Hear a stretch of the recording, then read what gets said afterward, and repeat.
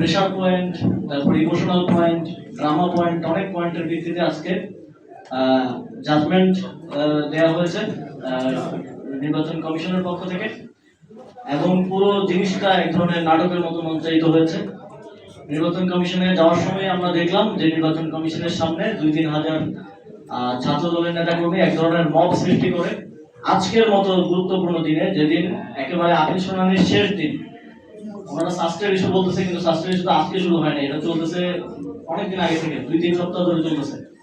আজকের মতো গুরুত্বপূর্ণ দিন, আপিল শুনানির শেষ দিনে তারা ওইখানে এক ধরনের মব তৈরি করে রেখেছেন, বাইরে থেকে একটা এক্সটার্নাল প্রেশার তারা তৈরি করে রেখেছেন। তারপরে আমরা কি দেখলাম,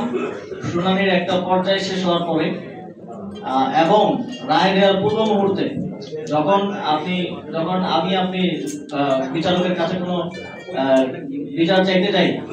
তখন আমাদের মনে করেন যে আর্গুমেন্ট শেষ, রায় দেওয়ার পূর্ব মুহূর্তে বিচারক যদি পাশের রুমে গিয়ে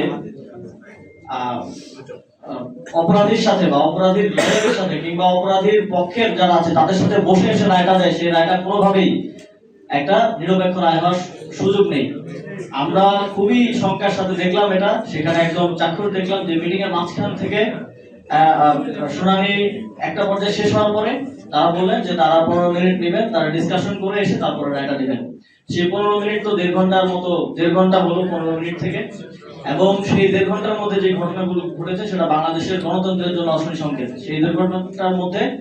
তারা বিএনপির মহাসচিব মির্জা ফখরুল ইসলাম আলমগীর, তারপর বিএনপির নির্বাচন পরিচালনা কমিটির আহ্বায়ক নজরুল ইসলাম খান সহ 5 সদস্যের একটা প্রতিনিধি দলের সাথে বৈঠক করলেন। 1.5 ঘন্টা পরে তারা এসে রায় দিলেন, এবং সেখানে একজন একেবারেই পার্টি ছিলেন যে এই শুনানিতে